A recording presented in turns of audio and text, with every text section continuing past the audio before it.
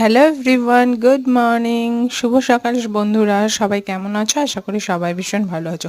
তো আমার সকালটা অ্যাজ ইউজুয়াল শুরু হয়েছে চিয়া সিড আর কিছু ড্রাই ফ্রুট নিয়ে নিয়েছিলাম সকালবেলা উঠেই। তারপরে গেছিলাম বাজারে, বাজার থেকে নিয়ে এসেছিলাম এই একটা কাতলা মাছ আর চিংড়ি মাছ নিয়েছিলাম। কাতলা মাছটা এত ভালো ছিল আর জ্যান্ত ছিল।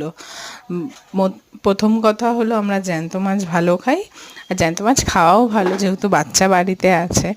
তো তাই জন্য এই মাছ নেওয়া হয়েছিল, আর কিছু তেল ছিল না, কয়েকটা জিনিস ছিল না, সেগুলো আনা হয়েছিল। আর এখানে নেওয়া হয়েছিল মাছটা। তো সেই মাছটাই দেখেছো কতটা ফ্রেশ, একদম সত্যি ভীষণ ভালো খেতে ছিল। তো মাছগুলো নিয়ে এসেছি। এই যে চিংড়ি মাছ নিয়েছিলাম, এখানে লাউ পাতা দিয়ে চিংড়ি মাছ বাটা করেছিলাম। আর এই সবজি, কিছু টুকটাক সবজি, বেশি দরকার ছিল না যেহেতু, তাই জন্য নেওয়া হয়নি। তো যেগুলো দরকার ছিল সেই সব সবজিই নেওয়া হয়েছিল। তারপরে কিছু মুদির মাল নেওয়া হয়েছিল, নিয়ে আমরা চলে এসেছিলাম বাড়ি। তো বাড়িতে আসার পর আজকে ভাবলাম কি করব। তো বর্ষার দিন আমার গাঁঠি কচু ভীষণ ভালো লাগে, আর বর্ষায় ভীষণ ভালোও ওঠে। তো গাঁঠি কচু দিয়ে আলু দিয়ে মাছের ঝোল হবে পাতলা করে, যেটা কালো জিরে ফোড়ন দিয়ে ভীষণ টেস্ট, আর ভীষণ সিম্পল রান্না কিন্তু ভীষণ টেস্টি।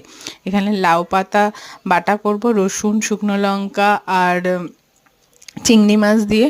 তো কালো জিরেটা দিয়ে দিলাম, আর যেগুলো কেটে রেখেছিলাম সব দিয়ে, চিংড়ি মাছটা দিয়ে একসাথে লাল লাল করে ভাজা ভাজা করে নামিয়ে, তোমরা মিক্সিতেও বাটতে পারো, যাতে শিলনোড়া আছে তারা শিলনোড়ায় বেশি টেস্ট হয় আমি বলবো।